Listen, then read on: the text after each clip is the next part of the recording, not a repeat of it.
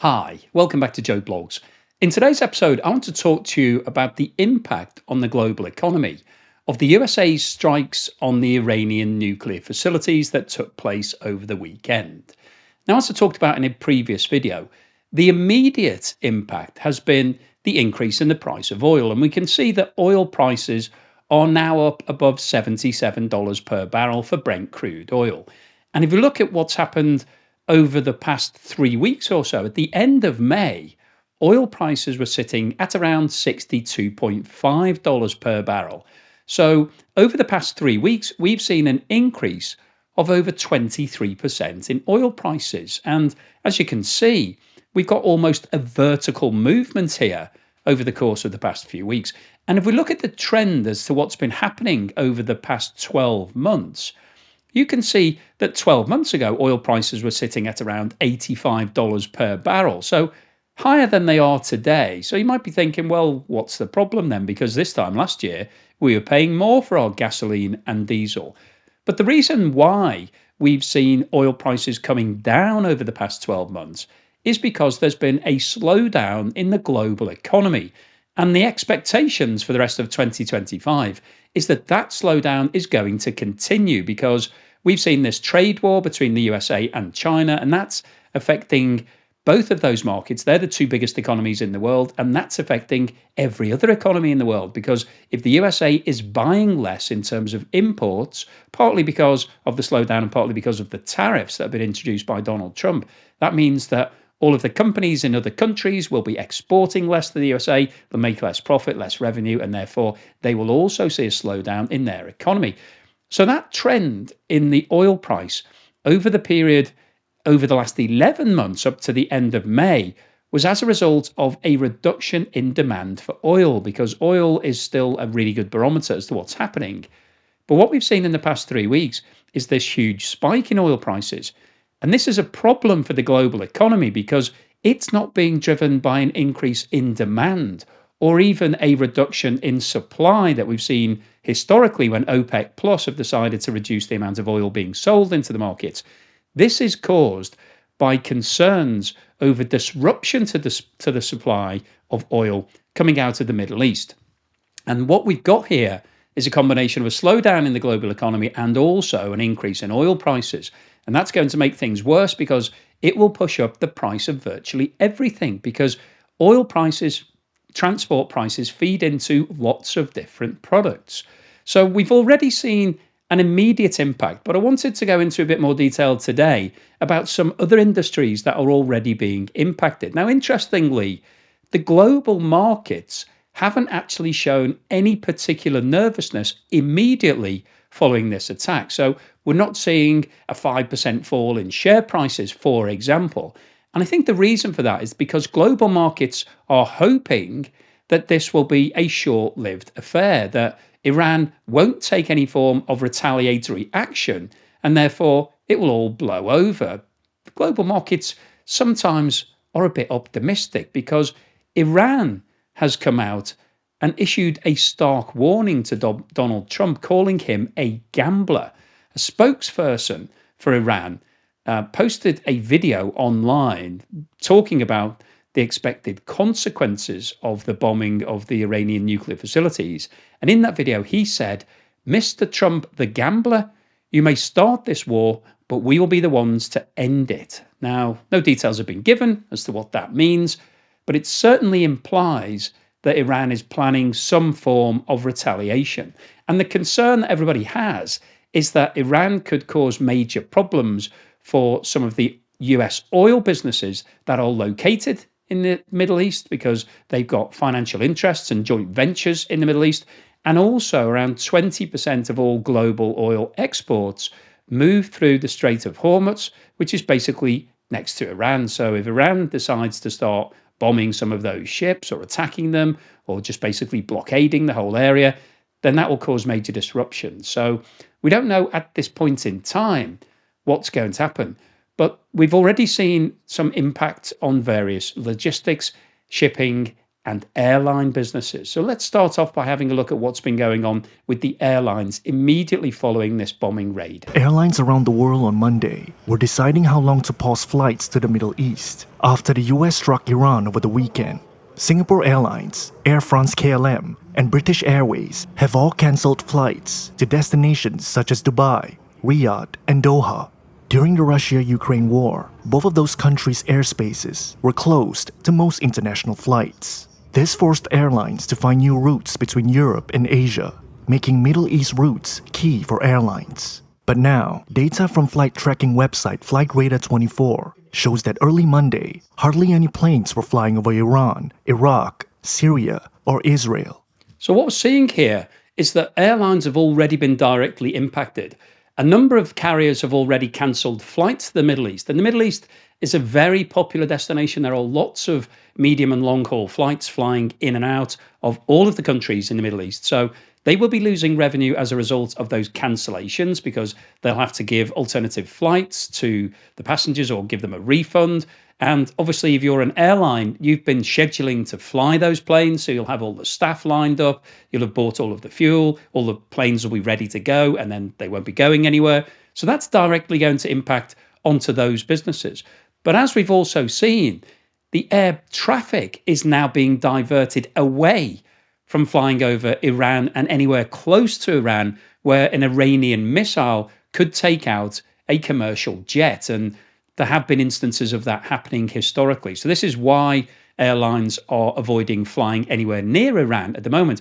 But once again, that's going to cause disruption and additional cost because if you're not flying directly to the destination you want to go, if you're having to go via a different route, that's going to add further distance, it's going to add further cost, more fuel. And so we're already seeing disruption from these airlines. But let's have a look at what's going on with regards to the US airlines.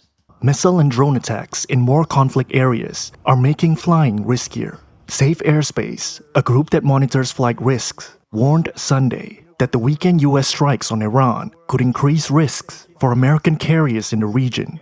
Ahead of the strikes, American Airlines suspended flights to Qatar, while United Airlines did the same for Dubai.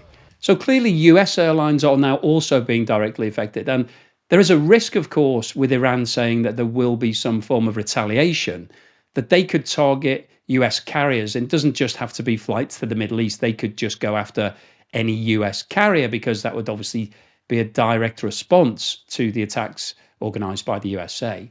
So let's have a talk about what's going on with regards to Israel, which obviously is the other party in this conflict. Israel is increasing flights to help stranded travelers at home and abroad. The country's airports authority says 24 rescue flights will arrive Monday, each limited to 50 passengers. Israeli airline El Al said on Sunday that it got about 25,000 requests to leave Israel in one day. So what we're seeing from Israel is that people are now very worried about some form of increase in attacks from Iran, and people are fleeing the country. So we're seeing this developing into a genuine war situation between Israel and Iran. It's been going on for more than a week, and the bombing is likely to continue whilst Iran has the firepower and the capability to do so. So Israel is now in a state of war. There's not official war declaration been made, but it's in a state of war.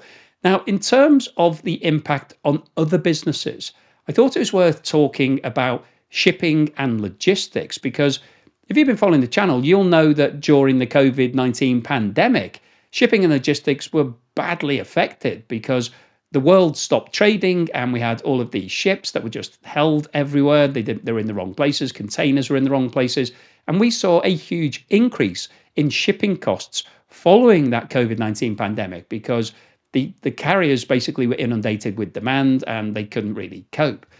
And what we've seen over the course of the weekend since this bombing raid took place is that container shipping rates have now surged, particularly in the Middle East and Asia. So Shanghai to Dubai, the price of that is actually up 55% compared to where it was this time last month. And Asia to the USA, just in case you were thinking that, well, this doesn't really matter because who cares about the Middle East? Asian shipping to the USA is up by between 9 and 11% over the past 7 days. And of course, the reason why it's going up is partly because oil prices have gone up. And if you're transporting things using shipping, you'll have to pay for diesel. So those prices have gone up. But also, we've got route disruptions in the same way as we've just looked at for the airline businesses. Shipping companies are now having to change their routes because the Strait of Hormuz, which we talked about earlier, which Iran could now target because it's a pinch point that they could basically target ships moving through. Vessels are now being rerouted via the Cape of Good Hope. And if you know anything about shipping, you'll know that that's going to add a considerable amount of time, and that and extra time and extra travel means more fuel costs. So you've got a double whammy for the shipping companies. The price of fuel has gone up, but also the amount of fuel that they're using is also going up because they're having to go a longer distance to avoid potentially being hit by any sort of military action from Iran.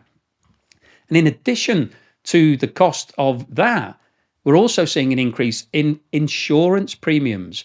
They're increasing due to the rising risk of conflict because if you're the insurer of a ship and that ship gets attacked or blown up or something happens to it, then you're going to have to cover the cost of that. So clearly, you're going to want to increase the price because the chance of that happening is now materially higher than it was a week ago. And the operational impact of all of this is that these businesses are now having to rework their supply chains because they're thinking about, well, any business that's importing things might now be thinking, well, if we can't import from the Middle East or we don't want to buy things that are traveling through the Middle East, can we buy from elsewhere? So businesses that were previously selling lots of goods may now see a reduction in their orders. Shipping schedules are being delayed due to these longer transit times. And also, there's less availability of the vessels because, in the same way as the COVID-19 pandemic, some of these vessels are not in the right places to suddenly change your supply chain and buy from South America or Africa or something like that. So, this is causing lots of trouble for people who are trying to work out how to do it best. And so, on the plus side, consulting and risk firms are seeing an increase in their demand because companies are trying to work out how to work around this. And in terms of the effect on the markets, what we're seeing is logistics company shares. Some shipping stocks have already risen due to the increases in demand and premium pricing.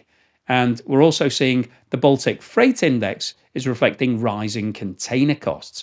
And rising container costs will feed through into the price of everything because most things are moved by containers. And if the cost of the containers goes up, then that's going to increase the end sale price. So once again, here we're seeing an impact, a real life impact on the global economy. It's not just because oil prices have gone up. We're now seeing the price of other things rising, which will feed through into the price of goods. And if we talk about insurance specifically, marine insurance, which is basically insuring your boat, your vessel, your tanker, and also insurance for machinery, because if that machinery gets damaged, it's reported that the price of that has gone up by 60% for Gulf routes. So that's increased from 0.125% to 0.2% of ship value. So it doesn't sound a lot in percentage terms, but when you're working on shipping and you're talking about ships with values of millions and tens of millions of pounds, then that percentage will make a difference. And in terms of war risk premium, Israel-bound vessels are now paying up to 1% of the ship value compared with 0.2% previously. So that's a 500% increase, 5 times increase. Red Sea routes, the premiums have increased to around 0.3%, and cargo war insurance premiums are up by 30%, which is adding significant cost to shipments. Now, in terms of the impact on tankers, for a large crude carrier, very large crude carrier, VLCC, the added war risk cost now amounts to around 80 cents per barrel, which is triple the previous rate. And you might think 80 cents per barrel, does that matter? Well, when you're thinking about a barrel of oil now being $77, obviously 80 cents is a meaningful amount. That's adding extra price to every single barrel. And when you're talking about moving millions of barrels of oil per day, that soon adds up. So the overall summary of this section is that insurance quotes are now also higher, but also they're valid for only 24 hours. So whereas previously you might have got a quote that was valid for a week or a month and you could think about it, now you've got 24 hours and the next day it might be more expensive. So that's putting more pressure on people on making decisions and putting more costs. The policy terms are stricter, including cancellation clauses and route-specific exclusions, so not allowed to go certain ways, mostly near Iran. And some insurers may be withdrawing coverage entirely from high-risk zones. So basically, that would mean your ship no longer has any insurance. So if it had a disaster, if it's an oil tanker, for example, and you've got no insurance, that's not a good position to be in, because if you get hit and it causes an environmental disaster, who's going to pay for that? You are. That's a major problem. So what's the summary and conclusion today? Well, I wanted to post this video because we've talked before about the impact of changes in the oil price, and they are material and they do have a real life impact for all of us. Not just because you might have to fill up your car when you go to the pumps, it's going to be more expensive and that's going to reduce the amount of free cash that you have in your monthly budget. But an increase in the price of oil doesn't just affect what you're paying, it affects what all businesses that use oil are paying. And most businesses who have some sort of physical product are using oil maybe for transport or delivery or even in their raw materials. So the price of oil going up is bad news in terms of the cost of everything. That's going to push up prices all around the world because this is a global impact immediately. We've seen this 23% increase in the past few weeks. So on average, that might increase prices by 0.5% or something in that region. So we're already seeing an impact in terms of inflation. And that's on top, obviously, of Donald Trump's tariffs that were announced a couple of months ago that have already increased the price of everything in the USA, which is affecting lots of companies and affecting their revenue. And we still don't know exactly what those tariffs look like for every country. So we've already got a lot of disruption at the moment.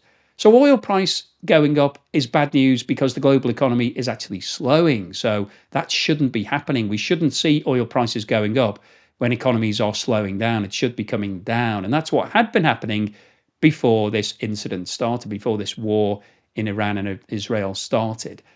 But what we've also talked about in today's video is that the increase in the price of oil and also those attacks that took place over the weekend are now directly affecting a number of other businesses. So the first one we looked at was the airline industry, and clearly they're impacted by having to cancel flights. They're also having to divert flights to avoid certain flight paths. They don't want to be in an area where potentially they could be victim to a missile strike, whether intentional or unintentional. But also, those airlines are having to rethink about their routes, their planning, their logistics, their staffing. So all of that is going to impact on the profitability and the revenue for those companies. So they're in a difficult situation, a worse situation than they were a month ago. But also, it's not just airline businesses. We're talking about all shipping. And shipping is being badly affected at the moment. Firstly, because the price of oil's gone up, it's becoming more expensive. That obviously applies to the airlines as well. But also, because there are now geopolitical risks, there are risks that Iran is going to take retaliatory action. It could decide to blow up an oil tanker or a cargo ship or something of that nature. So carriers are now trying to avoid the area. So that's adding more cost because they're having to go further distances, use more fuel, avoid their normal routes. This is causing problems for a lot of businesses. So if you're a business in the Middle East who's exporting things, you're having problems finding a carrier that will take your goods at the moment. That means that the businesses on the other end of that who are buying your products are now thinking about sourcing from somewhere else. So they're having to think about changing their supply chain, which both of which will add extra cost because the reason you're using your supply chain is it's probably the most efficient. If you're having to change it, it's probably going to increase your costs. So that's bad news for those companies. But in addition to that, we've also seen insurance premiums rising because insurance companies are now very worried that some sort of incident is going to take place and somebody's going to have to pay for that, and that will be the insurance companies. So they're now changing their terms and conditions, they're changing their pricing, and in fact, they're withdrawing cover in certain situations. So the overall summary of today's video is that the immediate impact of the USA joining this war against Iran is that we've seen an increase in oil prices, we've seen major disruption to the airline industry, we're also seeing disruption to shipping and logistics. And all of this is going to add additional cost to the global economy. Prices are going to be pushed up. That's going to push up inflation in most countries around the world, if not every country. That's coming at a time when we're seeing a slowdown in the global economy. So central banks are being encouraged to cut interest rates to try to improve demand and encourage people to spend. But if we have rising inflation, that will encourage central banks to actually increase interest rates at a time that we've got falling demand. And all of this represents a serious problem for the global economy and means that the second half of 2025 is likely to be far more difficult than the first half. And the first half wasn't that great anyway. So, the longer that this war goes on and the longer we see disruption to global markets, the worse the impact will be on the global economy, and the higher the likelihood is that we will see further slowdowns in a lot of economies, and we could even see lots of economies falling into recession if this war goes on for a prolonged period of time, or if Iran suddenly decides retaliatory action. And if that retaliatory action is targeted against commercial vessels, whether it be an airline or a commercial ship, then that could cause major panic in the financial markets. It could cause insurance companies to raise premiums even more. We could see oil prices going above $100 per barrel, and all of that will be bad news for everybody. So hopefully you've enjoyed today's video, you found it useful, informative, and thought-provoking. If you've liked what I've said, then please give me a thumbs up. Thank you for watching this video all the way through to the end, and thanks so much to everyone that's supporting me, either through Buy Me a Coffee, or YouTube Super Thanks, or Patreon, or Buy Me a Coffee membership, or YouTube membership. Thank you so much for that support, and here's something to put a smile on your face.